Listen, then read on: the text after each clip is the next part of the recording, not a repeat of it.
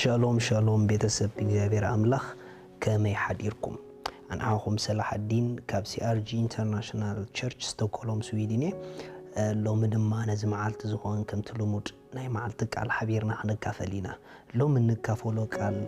ዝበለጸ መንገዲ ንኣምላኽ ፍቕርና ንገልጸሉ ዝብል እዩ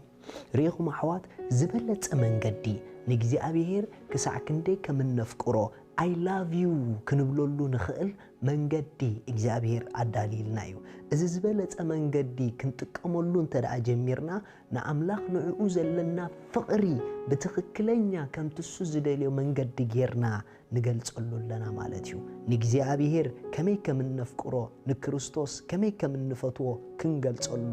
ይከኣል እዩ እቲ ዝበለጸ መንገዲ እንታይ ምዃኑ ክንርኢና መጽሓፍ ቅዱስ ኣብ ወንጌል ማቴዎስ ከምዚ ኢሉሎ معرف 28 كاب 19 ክሳብ 20 ስለዚ ኪዱ ንኹሎም አህዛብ በስም አቦን ወድን መንፈስ ቅዱስን እናጥመቅኩም ዘአዘዝኩም ኩሉ ኩሕሉ ኸ እንዳማሃርኩም ደቅ መዛምርቲ ግበርዎም እንሆ ድማ አነ ክሳዕ መወዳእታ ዓለም ኩሉ መዓልቲ ምሳኻትኩም ብጣዕሚ ዘገርም ቃል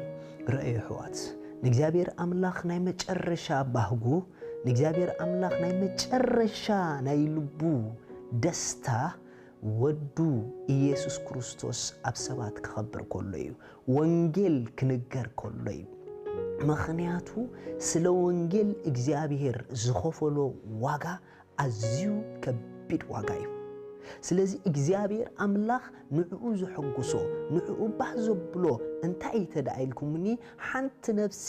ካብ ጸልማት ነትሱ ዝኸፈለላ ዋጋ ኣስተውዒላ ክድሕን ኮላያ ምኽንያቱ እግዚአብሔር ናይ ሓደ ሰብ ሞት ደይፈቱ አምላኽ እዩ ስለዚ እቶም ናይ ባሕቂ ንኣምላኽ ዘፍቅርዎ ነትሱ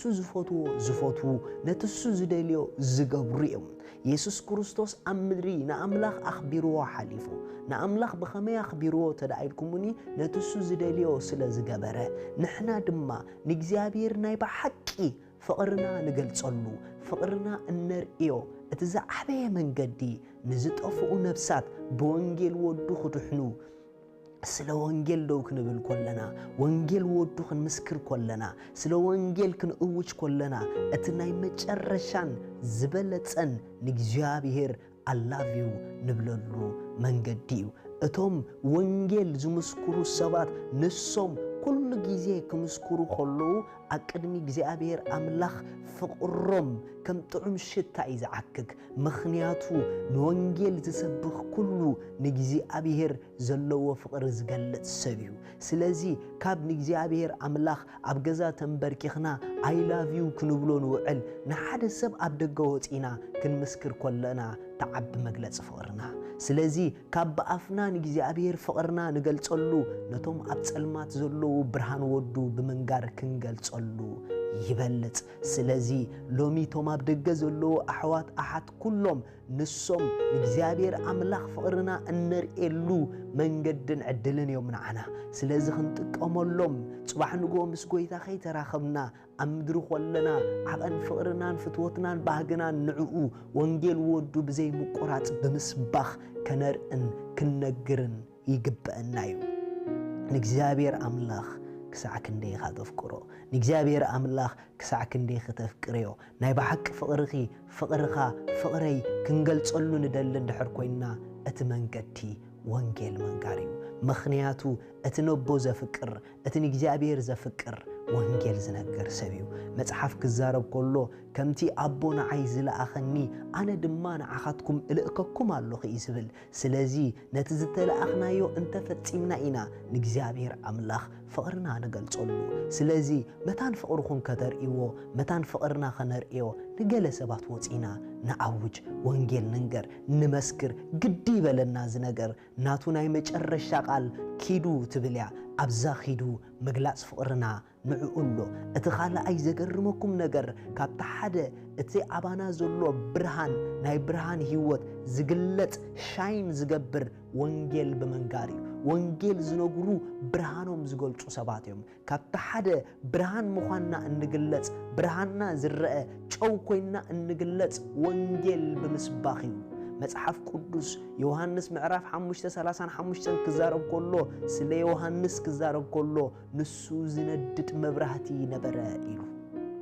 ብብርሃኑ ድማ ንቁርብ ጊዜ ባክብለኩም ደለኹም ኢሉ ሪኹም ዮሐንስ ዝነድድ መብራህቲ ዝገበሮ ስለቲ ዝተለኣኾ ምምስካሩ ስለ ኢየሱስ ክርስቶስ መንገዲ ምጽራጉ እዩ ብትኽክል ብርሃንኪ ክግለጽ ብርሃንካ ክግለጽ ነቲ ኣባኻ ዘሎ ብርሃን ሪኦም ነቲ ብሰማይ ዘሎ ቦኻ ክኽብርዎ ብርሃንካ ብምምስካርካ ወንጌል ጥራሕኻ ትገልጾ ብርሃንካ ብዝተገለጸሉ መጠን እግዚአብሔር ስለኻ ክኸብር እዩ ባኣኻ ክኸብር እዩ ስለቲ ኣባኻ ዘሎ ብርሃን ነቦ ክብር ክብዎ እዮም ስለዚ ብርሃንካ ክትገልጽ ጨውኮንካ ክትግለጽ ዝኾንካዮ ኮንካ ክትግለጽ ወንጌል መስክር ወንጌል ንገሪ ከም ዮሐንስ ዝነዱ መብራህቲ ኮይና ክንነብር ከምኡ ዝገብረና ስለወዱ ምዝራብን ምእዋጅን ስለወዱ ግዲሉና ከየባትኽና መንጋርን እዩ ወንጌል መንጋር መግለጽ ፍቅሪ አምላኽ እዩ ወንጌል መንጋር መግለጽ ብርሃን እዩ ብርሃንካ ብምእዋጅ ስለ ክርስቶስ ግለጾ ሻሎም